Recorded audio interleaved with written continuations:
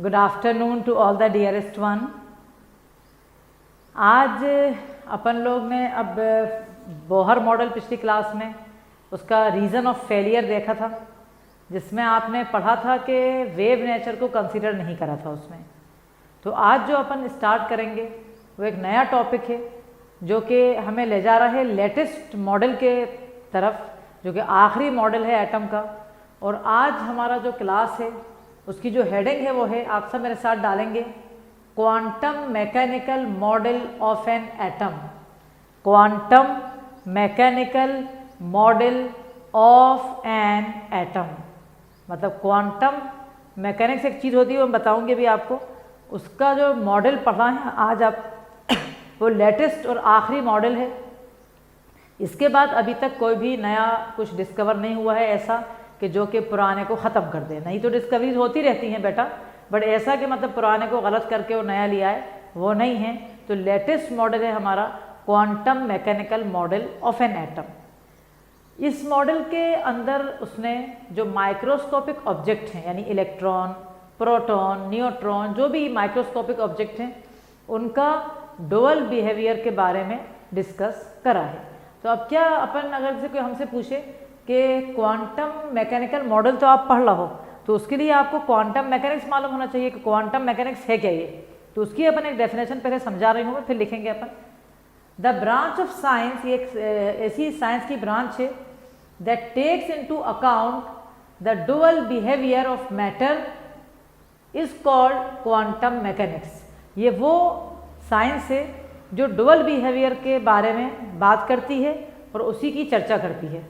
और specially matter तो कहा है मैंने, मतलब सब एटॉमिक पार्टिकल्स के बारे में, बाकी अपन के लिए भी, मतलब सबके लिए वो बताती है कि दो बिहेवियर हैं, एक पार्टिकल है, एक वेव है।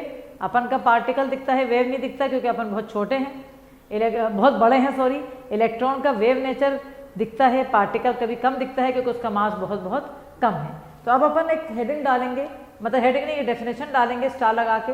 सब लोग मेरे साथ लिखेंगे, the branch of science, the branch of science that takes into account, the branch of science that takes into account the dual behavior of matter, takes into account the dual behavior of matter, dual behavior of matter is called quantum mechanics। तो अगर हमसे कोई भी पूछ रहा है कि quantum mechanics क्या होती है, तो हम कहेंगे वो एक ऐसी ब्रांच है साइंस की जो डील्स कैसे करती है with the dual nature of matter. तो ये हमारा डेफिनेशन हो गया। अब सेकंड जो हम, मतलब मैंने थोड़ा थोड़ा समझाती जाऊंगी और लिखते जाएंगे ताकि अपना साथ साथ होता जाए। ये जो मैकेनिक्स है बेटा, ये क्लासिकल मैकेनिक्स जो न्यूटन की थी उसके अलावा है। क्या मतलब उसके अलावा? जैसे न्यूटन के अकॉर्डिंग एक स्टोन ऊपर से नीचे क्यों गिर रहा है वो न्यूटन ने बताया था। लॉज ऑफ मोशन पढ़े हैं आपने बहुत डिटेल में, 9th में पढ़े हैं, और अभी आप फिर मतलब इस साल भी आपको पता है और आप पढ़ ही रहे हैं फिजिक्स में। ऐसे ही वो जो भी मैक्रोस्कोपिक ऑब्जेक्ट थे उनका बिहेवियर को डिस्क्राइब किया था क्लासिकल मैकेनिक्स ने। मैकेनिक्स यानी मूवमेंट, क्लासिकल मैकेनिक्स ने, जो न्यूटन लॉ पे डिपेंड करती थी। लेकिन जब वो माइक्रोस्कोपिक ऑब्जेक्ट के लिए आई, यानी इलेक्ट्रॉन, प्रोटॉन, मीजॉन, न्यूट्रॉन, तो वो फेल हो गया। क्यों फेल हो गया? क्योंकि उसने न्यूटन के क्लासिकल कॉन्सेप्ट के अकॉर्डिंग पार्टिकल नेचर पे बेस थी ये सब चीज़ें, वेव नेचर को इग्नोर किया गया था। तो इसलिए ये मैकेनिक्स जो थी क्लासिकल मैकेनिक्स, वो मैक्रोस्कोपिक तक के लिए, हद तक के लिए बिल्कुल सही है। अपन ये नहीं कह सकते कि न्यूटन ने सब गलत कहा, सब कुछ सही कहा, बट माइक्रोस्कोपिक ऑब्जेक्ट की जब दुनिया में आते हैं तो वहाँ पर वो क्लासिकल मैकेनिक्स नहीं लगती, बल्कि वहाँ कौन सी लगती है? Quantum mechanics. तो जो नेक्स्ट आप लाइन लिखेंगे पहले सुन लें उसको, क्या लिखेंगे अपन? It is that mechanics, mechanics का मतलब movement, it is that mechanics, इसके बारे में बात हो रही है, which deals with the study of motion. किसके मोशन, किसके मूवमेंट के बारे में बता रही है? Of microscopic objects that have both wave and particle like properties। तो क्वांटम मैकेनिक्स किससे डील करती है? Not macroscopic object, macroscopic object से क्लासिकल मैकेनिक्स डील करती है न्यूटन वाली, बट इससे कौन डील करती है? मतलब कौन माइक्रोस्कोपिक ऑब्जेक्ट किससे डील होते हैं? क्वांटम मैकेनिक्स से। तो अब आप नेक्स्ट लाइन लिखेंगे, it is that mechanics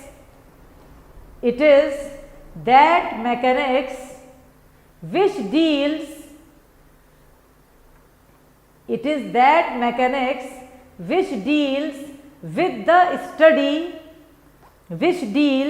with the study of motion of microscopic objects, छोटे छोटे electron proton, of microscopic objects, then you have to underline microscopic objects that have both wave and particle like properties, that have both wave and particle like properties. Another time I will repeat, it is that mechanics yani quantum mechanics, it is that mechanics which deals with the study of motion of microscopic objects that have both wave and particle like properties. अब जब हम इसके बारे में बात करेंगे, जैसे हमने क्लासिकल मैकेनिक्स बात करी तो न्यूटन का नाम आ गया, हमने पार्टिकल नेचर रेडिएशन का कहा तो हमारे पास फोटो इलेक्ट्रिक इफेक्ट आ गया, हमने वेव नेचर कहा तो हमारे पास डिफ्रैक्शन आ गया। ऐसे ही क्वांटम मैकेनिक्स को डेवलप किसने किया था? क्वांटम मैकेनिक्स का जो स्टार्ट हुआ था, जो स्पेशल जहाँ से शुरू हुई थी वो डी ब्रोगली के कॉन्सेप्ट से शुरू हुई थी, फिर इसमें वर्नर हेजेनबर्ग ने बहुत काम किया, और फिर इसमें अरविंद श्रोडिंगर एक साइंटिस्ट थे, अरविंद श्रोडिंगर और वर्नर हेजेनबर्ग, इन दोनों ने स्पेशली वेव नेचर को जिसे कहते हैं ना अंदर से निकाल डाला और उसके बारे में सब कुछ बताया। अब आपको ये बात मैंने पहले भी बताई थी कि कोई भी केमिस्ट्री या फिजिक्स जो होती है वो मैथ्स से जुड़ी रहती है, बगैर मैथ्स के ना केमिस्ट्री होती, बगैर मैथ्स के ना फिजिक्स होती। कहने का मतलब क्या था मेरा कि श्रोडिंगर साइंटिस्ट जो थे उन्होंने एक बहुत बड़ा इक्वेशन बनाया जिसका 100 स्टेप से भी ऊपर डेरिवेशन था, उससे हमें मतलब वो डील कर रहा था, उसके जो सॉल्यूशन थे, कोई भी मैथ्स के जो इक्वेशन होते हैं उसके सॉल्यूशन होते हैं, तो उसके जो सॉल्यूशन थे श्रोडिंगर इक्वेशन के, उन्होंने हमें जो सॉल्यूशन में जो वैल्यूज़ दी वो उनका नाम दिया गया वेव फंक्शन या आइगन फंक्शंस, और उनके बारे में हमें उसके बाद हमें मतलब एटम के बारे में पूरी डिटेल मालूम हुई। यानी हमें ये मालूम हुआ कि एटम जो है 3D में होता है, हमें ये मालूम हुआ कि एटम में न्यूक्लियस के साथ खाली ऑर्बिट्स नहीं होती जिनको कहा गया था फिक्स एनर्जी लेवल, क्योंकि वो फिक्स नहीं है, वो तो वेव नेचर है, तो फिक्स कहाँ से होंगे। और उनके अंदर अपन ने शेल के अंदर कुछ पढ़ाए नहीं थे बोहर ने, अब ये पता चलेगा कि सब शेल भी हैं, ऑर्बिटल भी हैं, तो ये सब श्रोडिंगर के जो इक्वेशन था उसके सॉल्यूशन से मालूम हुआ। थैंकफुली आपके कोर्स में श्रोडिंगर का इक्वेशन के मतलब नहीं है ना डेरिवेशन है, शॉर्ट में बिल्कुल हम उसको बताएंगे, बिल्कुल शॉर्ट में पढ़ के अपन आगे बढ़ेंगे मेन टॉपिक पे, यानी पोस्टुलेट्स और फिर क्वांटम नंबर्स जो कि श्रोडिंगर इक्वेशन के सॉल्यूशन थे। तो अभी हम ये लिखेंगे एक लाइन, ध्यान से सुने, दिस मैकेनिक्स यानी quantum mechanics was developed by whom? Heisenberg यानी Werner Heisenberg and Arvind Schrodinger. तो ये लाइन लिखेंगे आप, दिस मैकेनिक्स, ये वाली mechanics, this mechanics was developed by Heisenberg and Arvind Schrodinger. तो this mechanics was developed by Heisenberg and Arvind Schrodinger. De Broglie भी उनके साथ थे, बट मतलब जितना कंट्रीब्यूशन इनका है इतना उनका नहीं था। अब जो मैंने आपको समझाया है वो अपन यकीनन लिखेंगे नहीं, वो तो समझाने की बात थी कि भाई श्रोडिंगर ने एक इक्वेशन करा, उसको मैथमेटिकल एक्सप्रेशन था वो, और उसके बाद उसके सॉल्यूशन से हमें एटम के बारे में सब कुछ मालूम हुआ, इलेक्ट्रॉन क्या करता है, कहाँ रहता है, वो सब ठीक है, बट हम अब उसके बाद एक इक्वेशन निकालेंगे जिसको जो बड़ा इक्वेशन नहीं देंगे अपन, एनसीईआरटी में बिल्कुल शॉर्ट में एक चीज़ समझाई है बस, वो इक्वेशन अपन लेंगे। आप सब मेरे साथ लिखेंगे न्यू लाइन से, for a system such as an atom or molecule, for a system such as an atom or molecule, मतलब कोई भी सिस्टम अपन डील कैसे कर रहे हैं एटॉमिक सिस्टम से, तो कोई भी सिस्टम जिसमें एटम या मॉलिक्यूल है, तो for a system such as an atom or molecule whose energy does not change with time, अपनी एनर्जी टाइम से लूज होने लगती है, लेकिन एटम या मॉलिक्यूल की जो एनर्जी है वो टाइम से घटती बढ़ती नहीं है, उसकी कांस्टेंट रहती है, ऊपर नीचे जाते हैं तो घटती है, क्योंकि वो सब वेव नेचर को डील कर रहा है। तो for a system such as an atom or molecule whose energy does not change with time, SE यानी श्रोडिंगर इक्वेशन। अगर आपको दिक्कत है SE में तो आप पूरा लिख लो, श्रोडिंगर इक्वेशन लिख लो। ये स्पेलिंग है श्रोडिंगर की, श्रोडिंगर में एन भी आता है जो कि साइलेंट है, वरना कोई नाम से की स्पेलिंग से इतना कोई टेंशन नहीं है, कुछ भी अपन लिख सकते हैं। तो for a system such as an atom or molecule whose energy does not change with time, Schrodinger equation is written as H psi। इसका मैं बता दूं आपको, ये जो सिंबल आपने लिया है ये दिया है, इसका नाम है PSI, लेकिन P साइलेंट है इसमें, उसको पढ़ते हैं साई। ठीक है, ये जो त्रिशूल टाइप का सिंबल है ये साई है, और साई को लिखा जाता है PSI, बट P को साइलेंट माना जाता है। तो जब मैं ये इक्वेशन पढ़ूंगी, इस रिटर्न श्रोडिंगर इक्वेशन को ऐसा दिया हुआ है H psi equal to E psi। इसको लिख के बॉक्स में भर लो, अभी समझा रही हूं मैं इसको। H psi equal to E psi। ठीक है, कोई बच्चा कह सकता है मैडम ये दोनों कट जाएंगे, बिल्कुल ऐसा नहीं होगा। ये एक मैथमेटिकल ऑपरेटर है जिसका नाम दिया है, ऐसी नाम रख दिया हैमिल्टोनियन ऑपरेटर।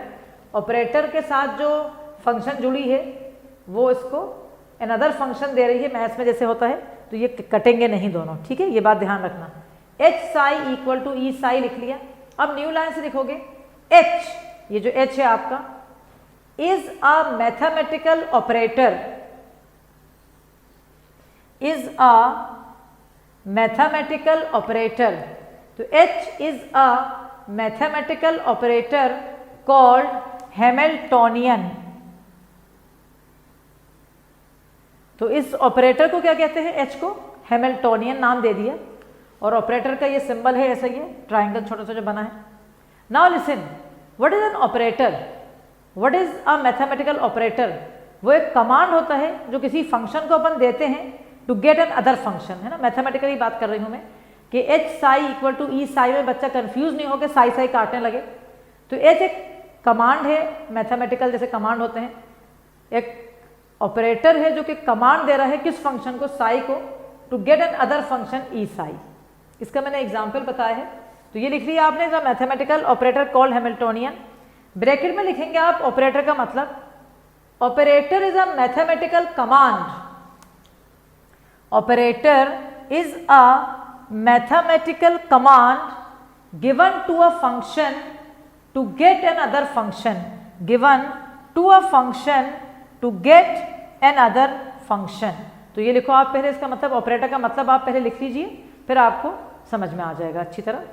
जल्दी से कर लें आप। So operator is a mathematical command given to a function to get N other function. जैसे कि मैंने एक एग्जाम्पल दिया छोटा सा मैथ्स का। For example, under root of 4x square equal to 2x होता है, करेक्ट। यहां पर जो स्क्वायर रूट है ये एक ऑपरेटर है, ऑपरेशन है यहाँ पर। किस फंक्शन पे?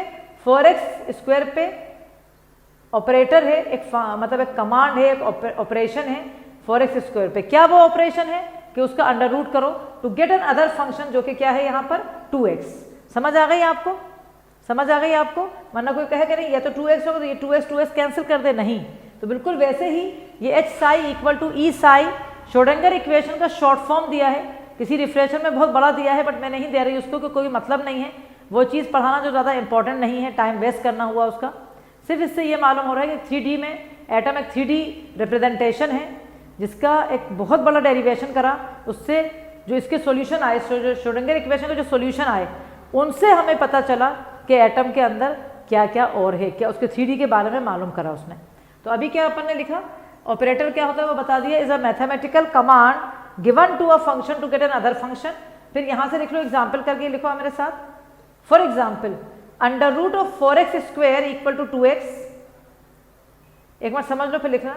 Here square root is an operation या operator on the function 4x square, इस पे to give an other function 2x। लिख लो जल्दी से। Here square root is a function operator on the function या operation on the function 4x square to give an other function that is 2x। Okay, तो ये आपको अभी बताया गया। अब आप ये अच्छी तरह देख लें, ये अच्छी तरह आप देख लें, और उसके बाद फिर अपन आगे बढ़ रहे हैं। इसके बाद अपन आगे बढ़ेंगे। इसके बाद जब हम आगे बढ़ रहे हैं तो हमने क्या देखा, इसके बाद ये हो गया पूरा, मतलब ये पूरा मैंने, ये कोई मतलब केमिस्ट्री से रिलेटेड चीज़ नहीं है, ये तो मैंने आपको ये समझाने के लिए बताया, वरना कोई बच्चा साई साई काट ले। एक बच्चे ने मुझसे डाउट पूछा था, इसलिए मैंने बताया सब। तो मैडम ये साई साई कट जाएगा तो H2 इक्वल टू E हो जाएगा। मैंने कहा बेटा ऐसा बिल्कुल भी नहीं है, तो इसलिए मैंने आपसे समझा दिया ताकि आपको ये डाउट ही नहीं आए। ठीक है, तो अकॉर्डिंग टू श्रोडिंगर इक्वेशन ये एक ऑपरेटर है जो कि एक कमांड है, मैथमेटिकल कमांड, जो कि इस फंक्शन पे दिया जा रहा है to get N other function. यहाँ पर E क्या है, E यहाँ पर रिप्रेजेंट कर रही है टोटल एनर्जी, मतलब काइनेटिक एनर्जी भी, पोटेंशियल एनर्जी भी, कोई सी भी एनर्जी, और ये रिप्रेजेंट कर रही है definite energy levels of the electron, यानी शेल्स कर रही है। देखा जाए तो शेल क्या होती हैं, डेफिनेट एनर्जी लेवल होती हैं। और यहाँ क्या लिखा है मैंने, E represents the quantised value of energy which the E negative यानी electron in an atom can have, है ना। एक पर्टिकुलर शेल में उसकी एनर्जी क्वांटाइज होती है, यानी फिक्स होती है। तो क्या कह रहा है वो, E रिप्रेजेंट्स द, लिख लो आप मेरे साथ, E यानी ये वाला E represents the quantize value of energy which the electron in an atom can have. जल्दी से लिख लें आप, which the electron in an atom can have.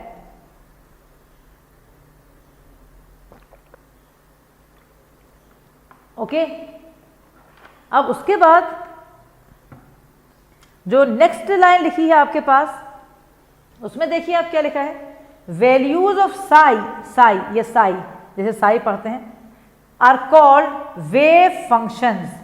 Wave functions का एक और नाम एक दफा आया था एक ऑब्जेक्टिव क्वेश्चन में, ये लिख लेना आप ब्रैकेट में, आइगन फंक्शंस।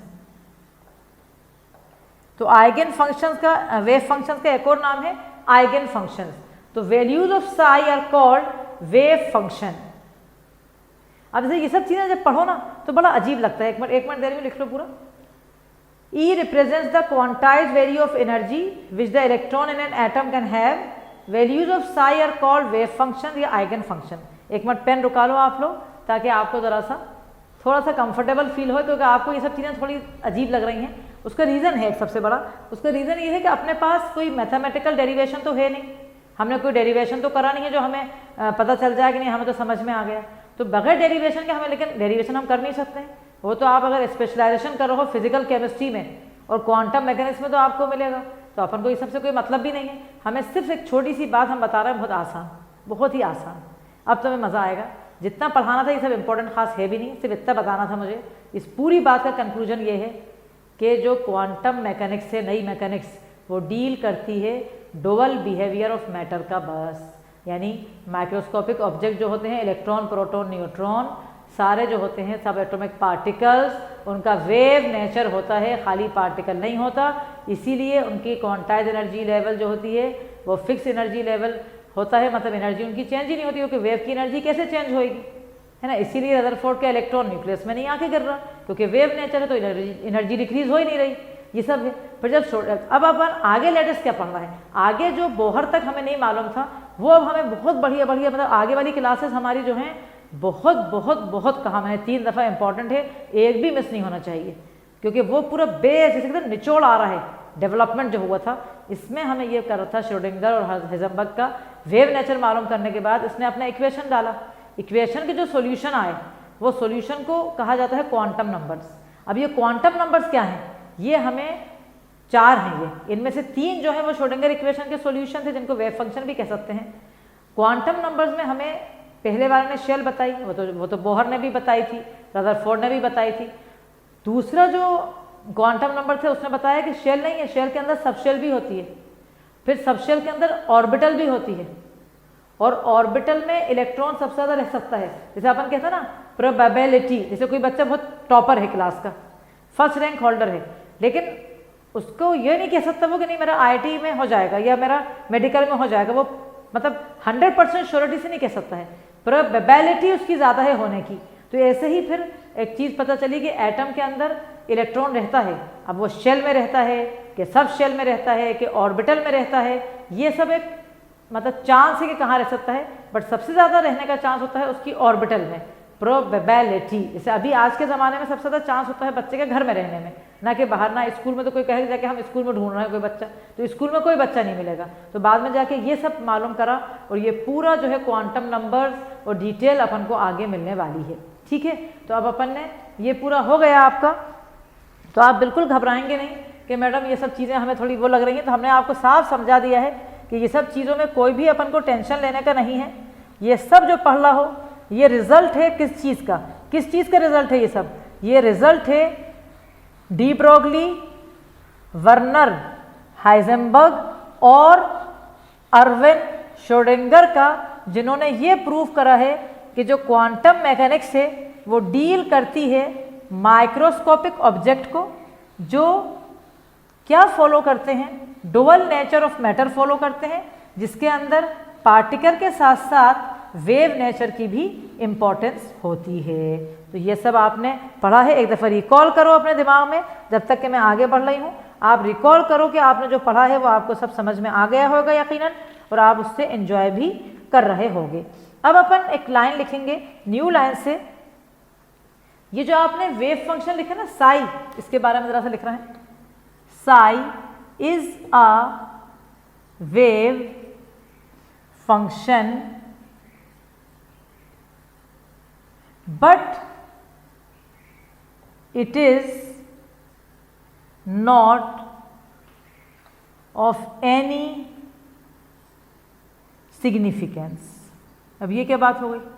अभी तो इतना बताया, आप कह रहे हैं सिग्निफिकेंस ही नहीं है उसका। क्या मतलब हुआ इस बात का कि साई वेव फंक्शन है? ठीक है, हम जानते हैं कि इलेक्ट्रॉन को डिस्क्राइब कर रहे हैं वेव से, और वेव फंक्शन यानी एम्पलीट्यूड ऑफ द वेव भी कह सकते हैं, लेकिन उसने कहा कि साई का ज़्यादा इंपॉर्टेंस नहीं है बल्कि साई स्क्वायर। साई स्क्वायर जो होती है वो होती है प्रोबेबिलिटी डेंसिटी, जो कि आगे जाके उसका नाम अपन देंगे अभी atomic orbital, which is the place around the nucleus in an atom in 3D dimension where the probability of finding the electron is maximum. ये होती है ऑफ सिग्निफिकेंस। कौन? Psi square. तो psi is a wave function but it is not of any significance. It gives, मतलब ये लिख देते हैं इसका सिग्निफिकेंस इतना लिख देते हैं, it gives the amplitude of the wave। अब एम्पलीट्यूड मतलब ये कि कितना हाई वेव गई, मतलब इलेक्ट्रॉन के बारे में थोड़ा बता रहा है कितना हाई गई, कितना डेप्थ गई ट्रफ की, लेकिन एग्जैक्ट इलेक्ट्रॉन कहाँ है वो नहीं बता रहा। तो it gives the amplitude of the wave, but psi square is of physical significance।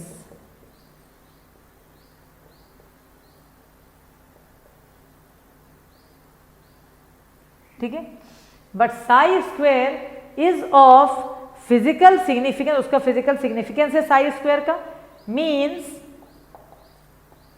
it gives the probability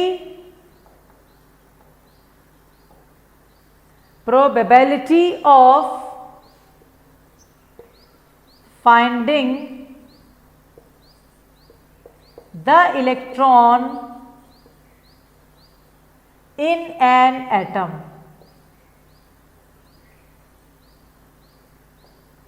इतना लिख लो जल्दी से।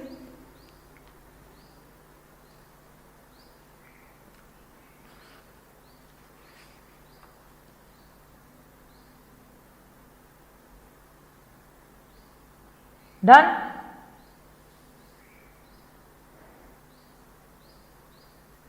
हो गया? तो psi square is of physical significance, it gives the probability of finding the electron in an atom, and अलग pen से लिख सकते हैं अपन, and it is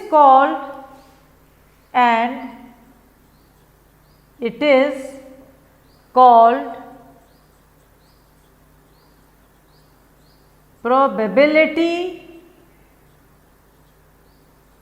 density or atomic orbital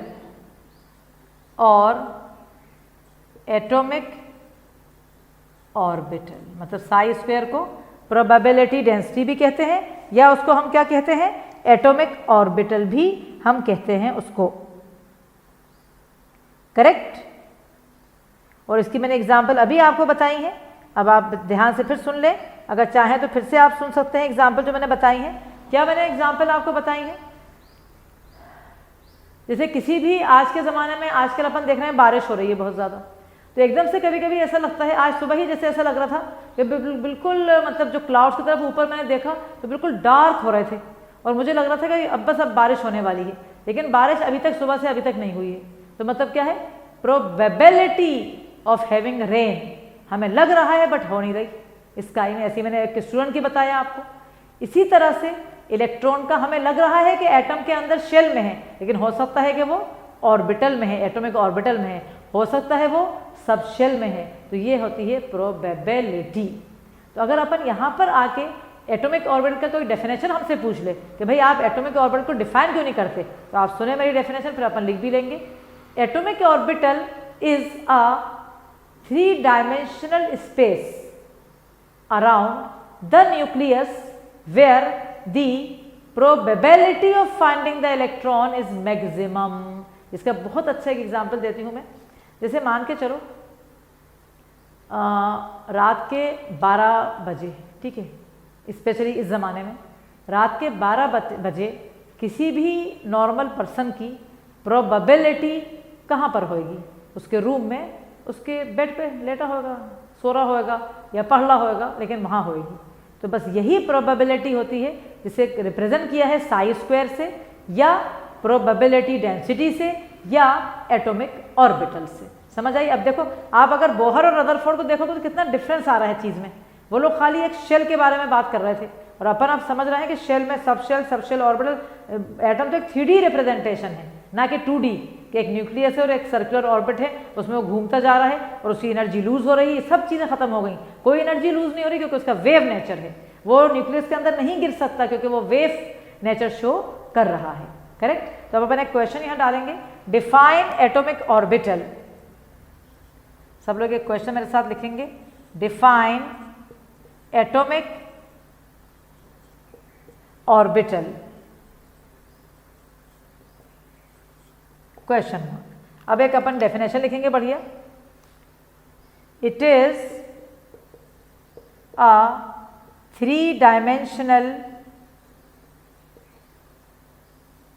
it is a 3-dimensional representation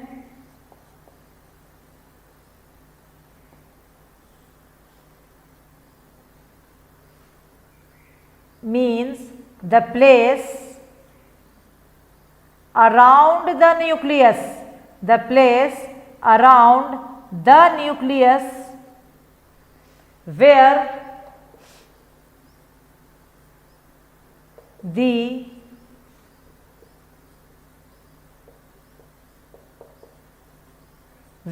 probability of finding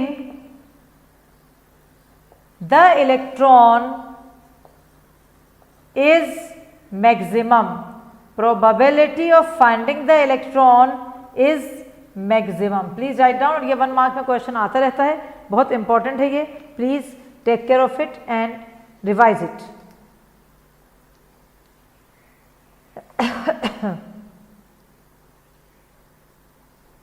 okay, अब हम आ रहे हैं, अब हम लिखेंगे postulates of quantum mechanical model.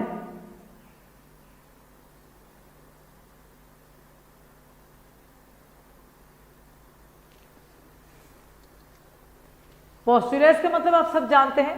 What is the meaning of postulates? Postulates means important points और important features, है ना। I hope that you have finished this. 3D representation mean the place around the nucleus where the probability of finding the electron is maximum। Now आपने next heading डाल ली होगी, postulates of quantum mechanical model of an atom.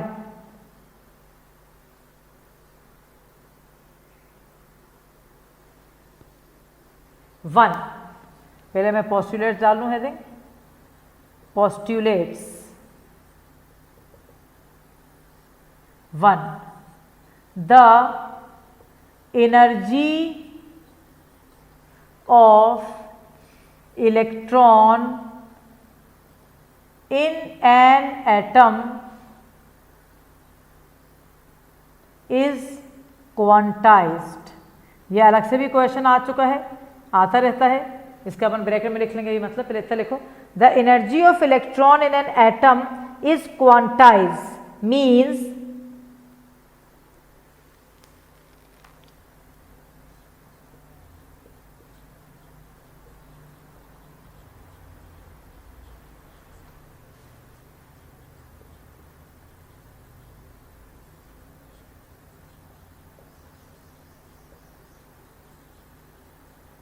लिख लें, the energy of electron in an atom is quantized. Quantize का मतलब ये 1 mark का question भी आता रहता है कि what is the meaning of quantize, means can have only certain specific values, है ना।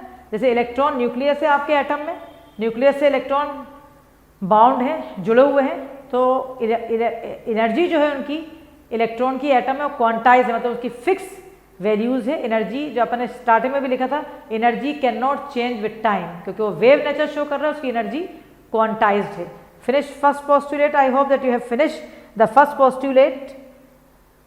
अब अगर आपसे कोई पूछे ये कि ये क्वांटाइज इलेक्ट्रॉनिक एनर्जी लेवल का मतलब क्या है, तो अपन ये कहेंगे क्वांटाइज एनर्जी लेवल का मतलब ये है कि इलेक्ट्रॉन शो कर रहा है वेव नेचर। तो अब अपन का सेकेंड पोस्टुलेट आ रहा है, the quantised electronic energy is a result, इस तरह से लिख लेते हैं अपन, the quantised electronic energy, the quantised electronic energy is a result of wave nature of electron, is a result of wave nature of electron. Finish writing fast.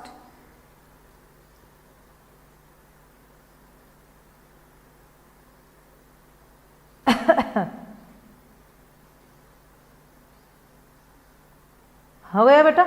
अब अपना next point तो बहुत आसान है, आपको बहुत अच्छा लगेगा नेक्स्ट पॉइंट जब आप सुनेंगे।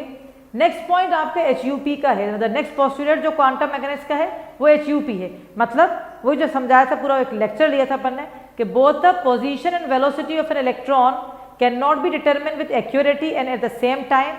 ये 100% शो कर रहा है कि प्रोबेबिलिटी है इलेक्ट्रॉन के फाइंडिंग की, एक जगह से नहीं मिल रहा, प्रोबब है, यहाँ है, हमें देखा कि यहाँ है, पता चला वहाँ चला गया, वहाँ चला गया। तो ये अपना थर्ड पोस्टुलेट है जो कि बिल्कुल एग्जैक्टली HUP का डेफिनेशन है।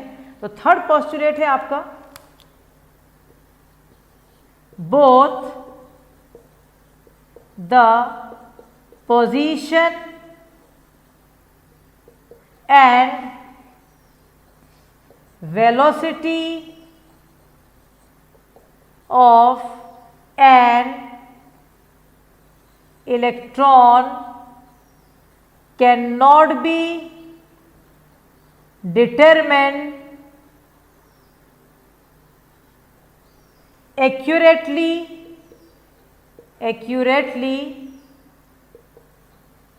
and at the same time. Both the position and velocity, underline position, underline velocity, both the position and velocity of an electron cannot be determined accurately and at the same time, bracket में आप HUP लिख सकते हैं क्योंकि ये HUP ही है, which means, इसका मतलब क्या हुआ इस बात का, that there is a probability of finding the electron. ठीक है बेटा, तो ये आपका थर्ड पोस्टुलेट है, किसका? HUP का आपका ये थर्ड पोस्टुलेट है। जल्दी पूरा कर लें आप।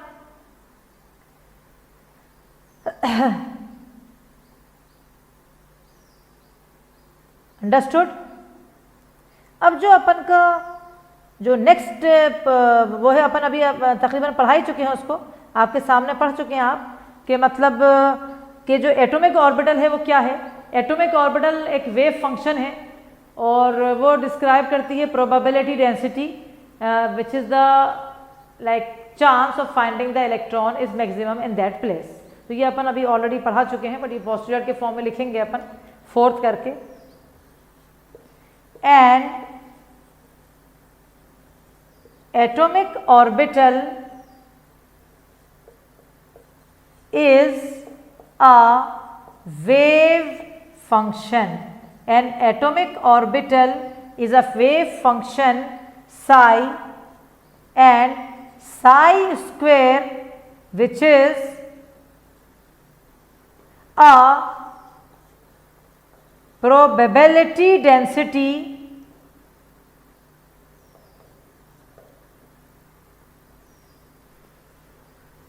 which is a probability density describe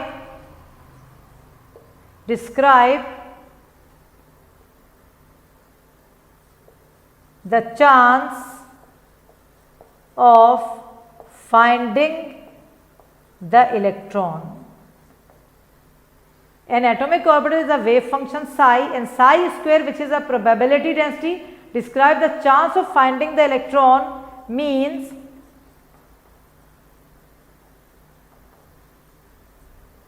probability of finding the electron, which is maximum in an orbital। ये पूरा आप लिखेंगे और एक दफ़ा पूरा पढ़ लेंगे अच्छी तरह अपने आप, क्या आपको समझ में आ रहा है या कोई डाउट है आपको या क्लियर हो गया है आपको पूरा पिक्चर।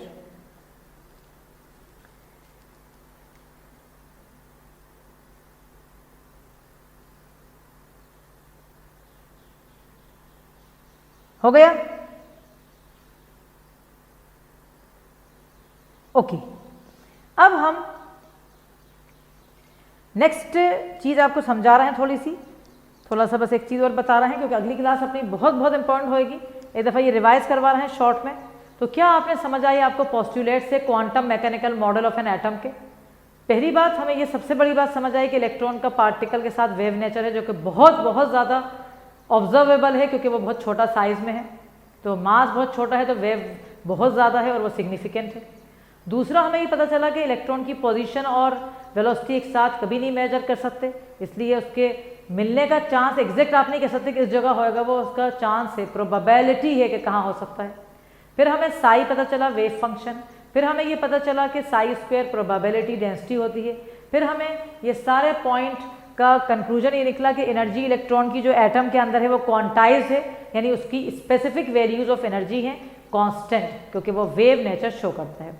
अब जो श्रोडिंगर इक्वेशन के सॉल्यूशंस थे बेटा, उन्हें हम वेव फंक्शंस कहते हैं, आइगन फंक्शंस भी कहते हैं और क्वांटम नंबर्स भी कहते हैं। तो अब हम ये लाइन लिखेंगे, बस ज़रा सा बचा है, अब हम ये लाइन लिखेंगे, solution of Schrodinger equation, solutions of Schrodinger equation लिखते जाए मेरे साथ, solution of Schrodinger equation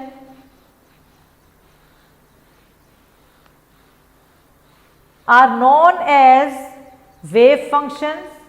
Solution of Schrodinger equations are known as wave functions, or quantum numbers are known as wave functions or quantum numbers are known as wave functions or quantum numbers which describe, मतलब ये quantum numbers जो हैं are known as wave functions, या क्या लिखा आपने, और quantum numbers, ये क्वांटम नंबर्स भी बताते हैं, विच डिस्क्राइब, क्या डिस्क्राइब करेगा ये, विच डिस्क्राइब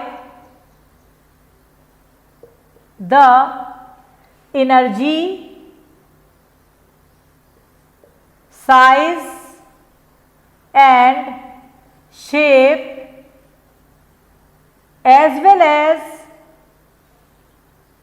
the